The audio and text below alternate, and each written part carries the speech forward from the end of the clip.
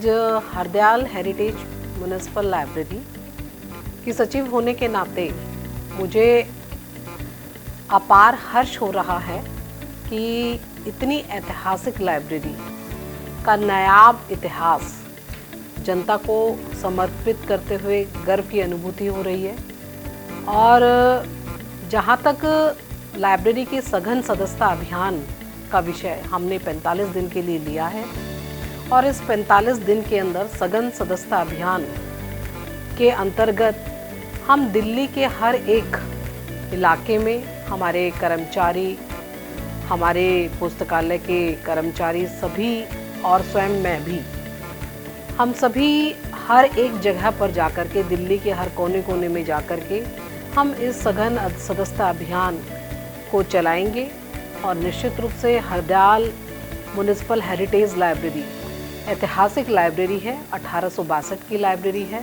इस पुस्तकालय के अंदर ना जाने कितने हमारे सांस्कृतिक सभ्यता को संजो करके रखा हुआ है, हमारी विरासत है, धरोहर है।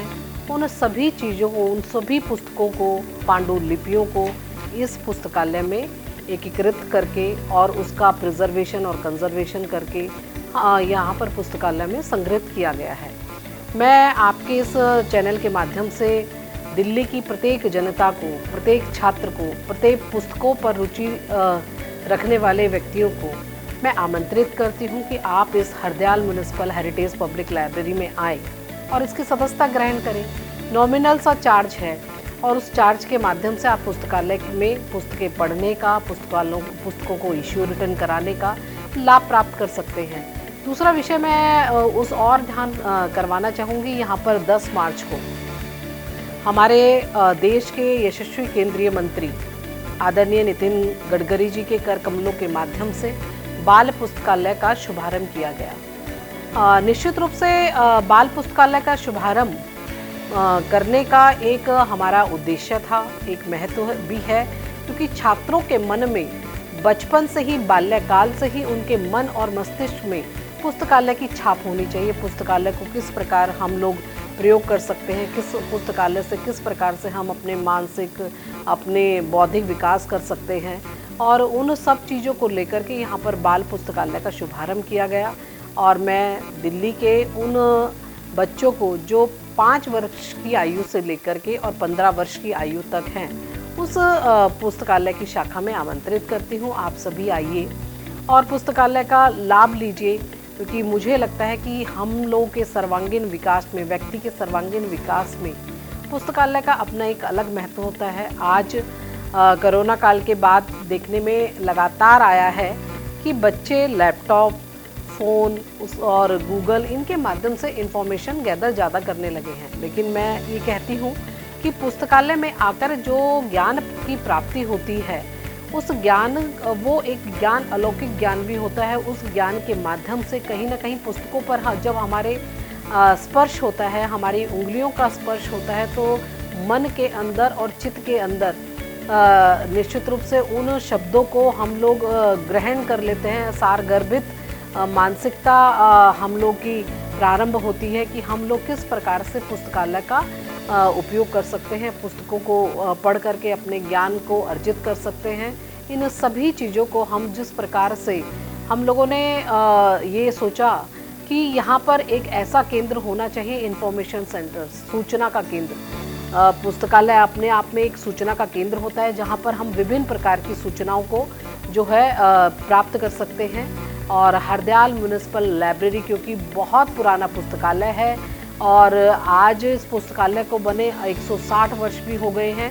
पुस्तकालय के अंदर बहुत सारे ऐसे ग्रंथ हैं जो अपने आप में रेयर बुक्स की श्रेणी में आते हैं।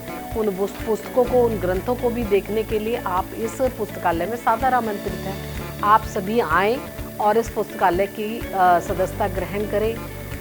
यही मेरा एक संदेश है। आप सभी को मैं आमंत्रित करती हूँ Hardayal heritage municipal public library में। बहुत बहुत आपका अभिनंदन भी करती हूँ और स्वागत भी करती हूँ। धन्यवाद। देखिए, डिजिटाइजेशन का युग काफ़ी प्रचलित है और पुस्तकालय निश्चित रूप से, क्योंकि library is a growing organism, इस चीज़ को जो है हमेशा चरित्रार्थ भी करता है कि हम लोग घर में बैठ कर के भी पुस्तकालय का लाभ किस प्रकार ले सकते हैं। तो डिजिटाइजेशन और ऑटोमेशन लाइब्रेरीज में होता है और पुस्तकों को हम डिजिटाइज कर करके और पुस्तकालय के यूज़र तक पहुंचाने का प्रयास भी करेंगे और पुस्तक का लाभ हर एक यूज़र को उसके स्थान पर जो है हम लोग उसका लाभ दे सके। ऐसा मुझे लगता है कि लाइब्रेरी के प्रांगण में इस प्रकार की सुविधाएं होनी चाहिए।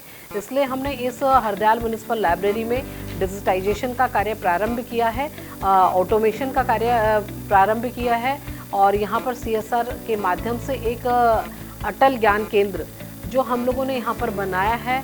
निश्चित रूप से मुझे लगता है कि बच्चों के भविष्य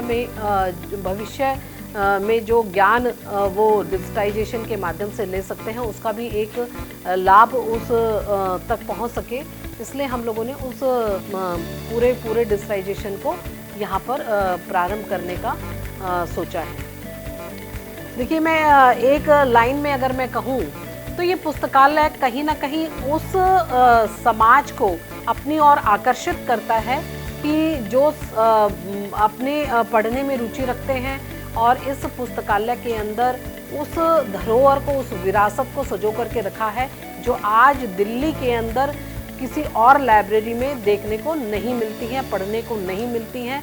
इसलिए ये पुस्तकालय प्राचीन विरासत और उन ग्रंथों को संजो कर रख करके ये समाज तक पहुंचाने के लिए एक बहुत अच्छा एक ज्ञान का केंद्र साबित हो सकता है।